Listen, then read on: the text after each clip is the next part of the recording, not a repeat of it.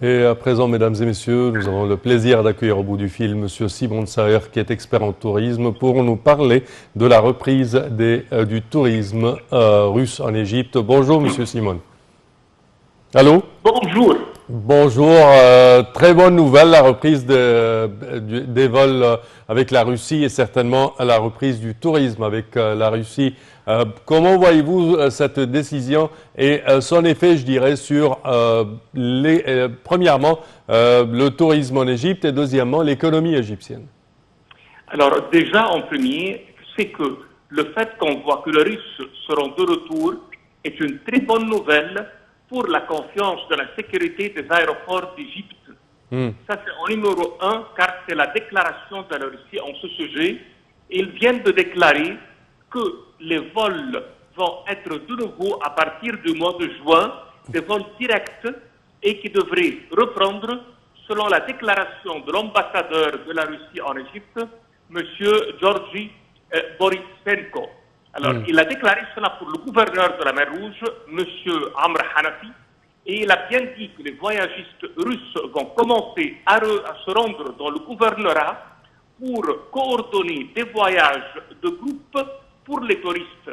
Et là, il va y avoir également 2 vols par semaine entre Hurghada et Moscou, en plus que la reprise des vols charters vers les stations touristiques égyptiennes. Et le ministre de l'Aviation civile, M.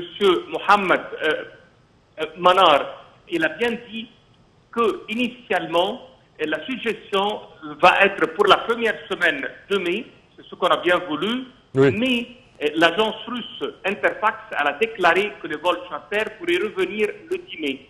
On est tout proches vraiment l'un de l'autre pour cela. C'est un très, très beau calendrier qu'on estime qu'il va bien fonctionner à moins qu'il y ait une situation différente pour l'un des 2 pays concernant le Covid-19. Ça va s'aggraver. Ça a été dans la discussion sur ce sujet-là et elle a été déclarée par l'ambassadeur. Alors, pour les problèmes de la sécurité, ils vont être tous résolus pour les aéroports égyptiens et de là que la reprise des vols va reprendre lieu et aussi bien que nous, on a fait de notre part une vaccination pour tous les travailleurs du tourisme. Alors, de là que la sécurité pour ce sujet, elle est vraiment excellente et totale. Les relations entre l'Égypte et la Russie ont été toujours de très bonnes. Nous les deux, par exemple, on est ensemble dans les Nations Unies. On a des relations bilatérales marquées par de fortes affinités historiques et contemporaines, aussi bien sur le plan diplomatique qu'aussi bien sur le plan économique et commercial. Alors, on a une coopération, par exemple, à part le tourisme, une coopération énergétique, comme le barrage d'Assouan, le projet de la centrale nucléaire d'El Taba. On a aussi bien une très bonne coopération dans les produits agricoles. L'Égypte et la Russie, on coopère non pas seulement au tourisme, mais si on parle spécifiquement de ce sujet, on parle ici Hurghada, Sharm el-Sheikh au sud du Sinaï. Et on parle d'un nombre de touristes qui était à un moment donné 2 millions de visiteurs. Et on parle que pour la prochaine période, d'ici fin d'année, on peut recevoir 1 million de touristes.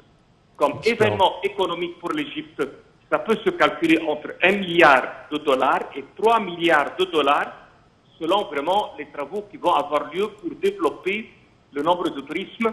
Et on a par exemple une estimation du groupe Goldman Sachs, qui est le leader mondial de la banque d'investissement et des marchés de capitaux et de la gestion d'actifs.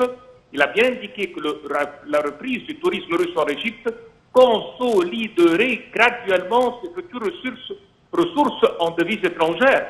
Et on a aussi bien un rapport qui a été fait le mardi par Goldman Sachs qui souligne que la reprise des vols, après 5 ans de suspension, elle constitue un coup de pouce majeur pour le redressement du secteur touristique égyptien qui a été affecté par la pandémie du coronavirus.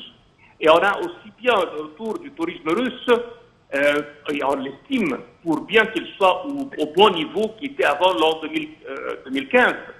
Et le groupe mondial, il a bien précisé qu'il voit bien que tout va accroître les revenus du tourisme et les 3 milliards de dollars, c'est une estimation très correcte et qui va représenter presque 1% de notre PIB.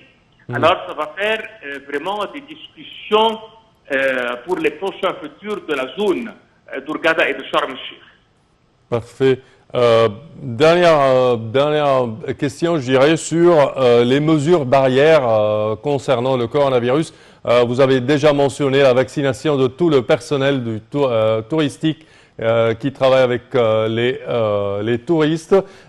Également, les mesures barrières qui sont déjà entreprises par les hôtels depuis quelque temps, à peu près depuis plus d'1 an, je dirais même. Comment voyez-vous ces mesures et est-ce que ces mesures sont suffisantes pour, je dirais, pour attirer plus de touristes, je dirais? Effectivement, la zone d'Hurghada et Sharm el-Sheikh, c'est une zone en premier lieu sécuritaire à 100% pour ce sujet. N'oubliez jamais que vous êtes loin de la pollution, en face de la mer. L'air qui vous vient de la mer et qui balaye la zone est un air pur. Oui. Qui traverse la mer salée. Alors déjà, en fait, que vous soyez au bord de la mer, c'est très sécuritaire. Ce n'est pas comme dans les villes et dans les airs conditionnés. Oui. En deuxième lieu, on a les distances qui sont entre les parasols et entre les chaises longues et qui font 1 mètre, un minimum de distance, ce qui est vraiment une norme bien réclamée. En plus que les hôtels ne vont jamais faire une occupation à 100%, mais on estime à 50% pour faire fonctionner tout le monde pour les dizaines de milliers de lits qui sont disponibles à l'heure actuelle. Et en plus que dans les restaurants, on ne fait jamais encombrer les gens. On fait un grand tournage sur les tables. Parfait, Monsieur Simon Sayer, je tiens à vous remercier de vos explications. Ce fut un plaisir, merci à vous. Et chers téléspectateurs, je répète que Monsieur Simon Sayer est un expert en tourisme. Et ceci, chers téléspectateurs, conclut notre édition d'aujourd'hui de Bonjour l'Égypte. Je tiens à vous remercier d'avoir été des nôtres et je vous donne demain rendez-vous avec une nouvelle édition. Merci à vous.